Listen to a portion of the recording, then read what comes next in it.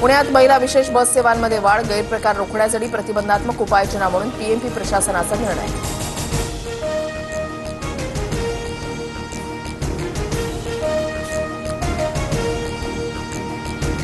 महाराष्ट्रामध्ये नव्या 89 कोरोना रुग्णांची नोंद, मुंबईमध्ये सर्वाधिक रुग्ण.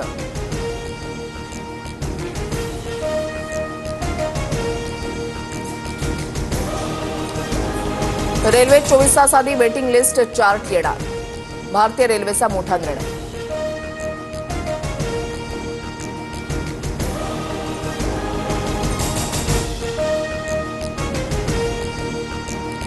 विदर्भात उन्हाचे चटके, मोसमी पावसाची प्रतीक्षा. काल 44.2 अंश सेल्सिअस तापमानाची नोंद, नागरिक उकाड्यानं त्रस्त.